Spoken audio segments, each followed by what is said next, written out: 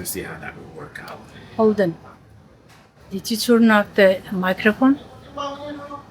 You mean I just turn the microphone? Oh man, all this time we're talking about the microphone. Yeah, that happened. We had some hiccups during the creation of the video.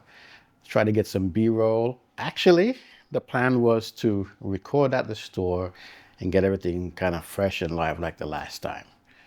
But there were a few hiccups. We had some microphone issues. There were some other times where the camera was recording and I was just yap.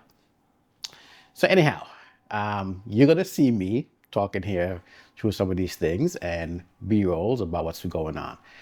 What happened? Well, the idea was to go back and spend some more time with the camera, which I was able to. But I also wanted to take some of the lens to try on because I know there's a lot of Sony people out there and other shooters were thinking about coming to Nikon. So I took my Sony lens and my Otis lens because I wanted to just kind of put them on there and see how things worked out. And well, yeah, everything works fine. So if you're someone who's on the fence and you're interested, you don't have an issue with getting that. And of course, as far as old f-mount lenses, if you have the adapter, they work as well. There are adapters for Canon, I think it's EF lenses. Yeah, before RF EF. And I think for PL mount as well. I'm not sure about L mount. I haven't really delved into that section, but maybe there is. I don't know. So for the most part, you're covered when it comes to lens. One of the things that I did notice, there are some user settings, or like you have U1, U2, U3, you can set some things up in the camera so you can specifically like have shutter aperture and all that set up for particular things. I guess it's kind of like how we did on the other Nikon cameras and probably other brands as well, where you have some settings that you can set up and you can have that all programmed in. We call them shooting banks on Nikon. I'm not sure what they call them on the other stuff. But I know on the lower end Nikon cameras, there are user settings like U1 or whatever. In addition, for the R3D, there is nothing but that one. Once you go to it, pretty much it's kind of dialed in. It's much like doing S-Log3 on my FX30. Once you put it in that mode, you don't have auto white balance. You have to choose either the presets, whether it's going to be Kelvin. You can set up the area. I mean, we're going to pre-capture the area so you can get the light and everything set up, or you can choose incandescent, sunny, cloudy, whatever the other settings are for, or fluorescent for indoor stuff. So I did mess around with that, and I'm going to tweak the images that you're seeing to match that up. For a lot of the settings, because you have no, other buttons like back here, it's pretty much, oops, sorry about that. It's pretty much the screen taking a lot of things, and some of those are right in the screen, and you have to like push the menu button that's on the back. It's not even labeled menu, it's like a bunch of lines. If you press it, you get the I menu, and if you press and hold it, you'll get the actual menu. But there's also an icon on the screen. If you touch it, you can bring up the menu as well. Now, I didn't notice that when I was there Saturday, so I think someone may have activated that feature. And there were a bunch of other features that I didn't notice. And of course, spending time with the camera, you don't notice everything. Things like turning on shutter angle versus shutter speed. That's in there that you can turn on. So that's kind of good, because I didn't realize this. I've been chatting with one of the sales folks. I was there. He's a Sony video guy. He mentioned about shutter angles, and he's like, with shutter speed, normally you have to try and dial in the frequency, or rather the shutter speed that takes the flicker away. It's in shutter angle, it's 180, 270, whatever the other ones are in between. And when you dial that in, all the flickering gone.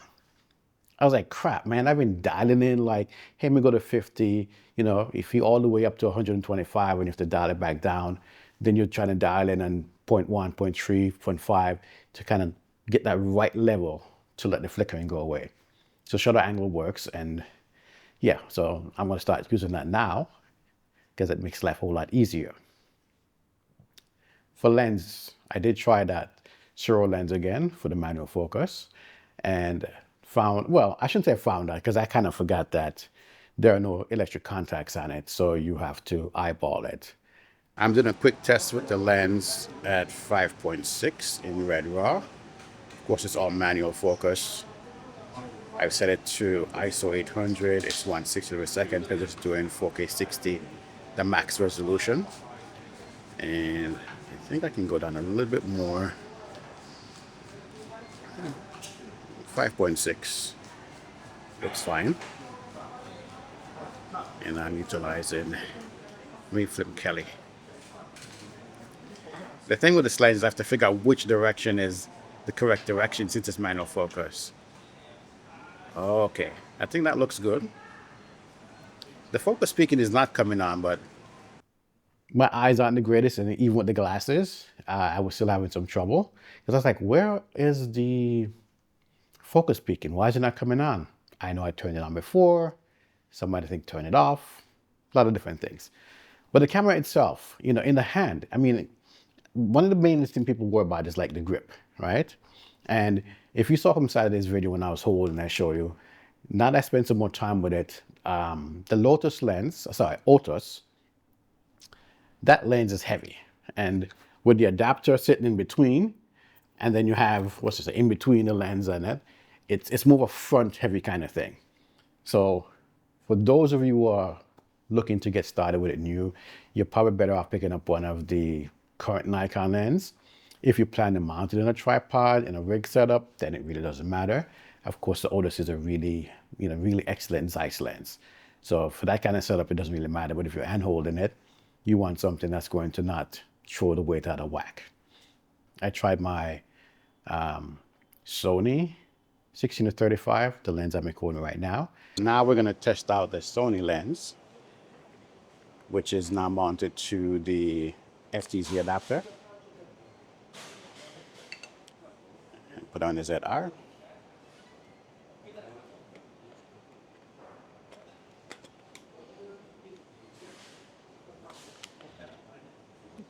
Nice compact, 16-35 mils. Good balance, good light setup. So anybody have a Sony lens, this will definitely be something that you can work with.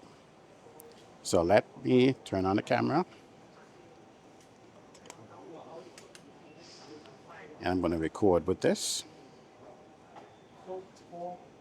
So much better. Now, just in case you guys don't realize this, the power zoom actually works as well. You know, why is the focusing off?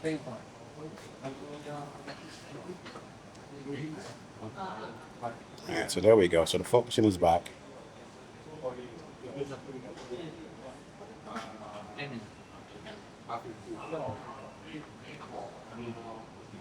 Yeah, I updated the firmware on this thing because it wasn't detecting my Zeiss lens yesterday, but now I'm not sure why it seems to be not moving quickly. Maybe it could be something to do with...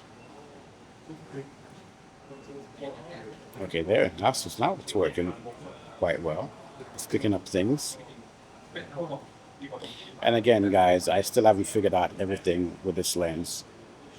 Killing my memory card here up to 1 minute and 5 seconds and 6K 60. It's nice to have this 17-28, and I know a lot of folks are talking about which lens should I get. If you're new and you're not sure, the kit lens 24-70 is a great starting point. If you have some more cash and you want to go in there, the 24-70 2.8 is also great to start with. So there's a bunch of lenses in Nikon's lineup. A few of them are S lens. The kit lens is, the f4 lens is a S lens also. The 24-120 is great. I have that one as well. So, you know, just decide what you want. I would say you're pre-ordering with something, but you're not sure. You still got some time until the camera ships. Get the right thing. So now the screen has some additional settings in there that you can turn on, access from the bottom, and you can bring up the little top menu area that shows you like your peaking and your zebras. You can turn on the histogram or waveform, whichever one you activate, or the horizon meter. So there's a few things that you can access on the screen. Shutter speed as well. There's something that I like from there where, like my Sony, when you go into red raw mode, you can, I think it probably works in N-Log. I didn't really try it. But you can set in your base ISO and the low and the high, but then you still have other areas that you can kind of go in between and still get good image out of it. So that is something that's nice. And I think, for anyone who's utilizing the Sony cameras, and I'm going to think it's the same probably on Canon cameras as well, with the, I think they have their dual base. What do they call theirs? Dual gain ISO. If you turn those on, you usually have some leeways with, I think Sony calls it flexible ISO. We can still record in log, but you have more flexibility. If you have lights and you're managing it and you're filming some kind of event, oops, sorry guys. You're filming some kind of event, then you can just set it specifically to the base ISO and you're good to go. So that's a really cool feature that I like in the camera. It reminds me of this. As far as the audio, I tried to play around with that a bit, but I didn't quite get it right. From what I heard, but I shouldn't say get it right. I was recording to the shop's memory card as opposed to my memory card. So that kind of, they don't have that clip. But the audio from the last video, you've heard it. Some of it was actually from the camera. No microphone like here. It sounds good. It picks up, and clean up some of the background noise is not too difficult to work with either. All in all, the camera is great. And I can't wait to get my own where I can play around with it some more, figuring it out. I will admit that I had some challenges trying to get things dialed in the way I want it, because I was trying to figure things out for this particular one. But I know that now I probably have to go back to utilizing things like ND filters and so on, just to play around with Red Raw. I'm sure if I put it in manual, I can just do like I normally just dial the shutter speed, what I do with the other camera. But now to kind of force myself to do things as I was when I started using the FX30, get things dialed in, stick it down to 160 per second, 120 per second, for whatever shutter speed you're doubling that to go along with it, and keep everything kind of blur in the background if you have a 2.8 lens. So yeah, there are some things that you may want to get, you may not have to. As I said, if you stick the camera in like program mode, it will kind of jack up the shutter speed and the aperture to kind of give you that look. But if you want to control things and blow out the background, you're going to require some additional equipment. But for most people, yeah, it's nice. Oh, and the product mode, like I'm doing here and showing this stuff. What I like about that one was that it was, even if my eye is in frame, it basically still focused on the item that's closer to the screen. But yeah, I don't have the footage to show that one, but it's there. And again, these are things that I'll probably have to show you once I pick mine up. I'm waiting. I want to see, what happens, and if I can pick one up as soon as they come out, make a video for you guys. Anyway, thanks for watching the video. If you have any questions, anything else you'd like to see, because I think I may get one probably earlier than US launch date. We'll see if they have it. I'm going to be in Hong Kong right around launch date. I was scheduled to be there when I heard it's going to launch on the 20th. But I just saw a video yesterday that Hong Kong is launching on the 16th. So if they have stock, I'll pick one up over there. If not, I have to wait till I come back. Anyway, thanks for watching the video. Please remember to give it a thumbs up and subscribe if you're not yet subscribed. Take care.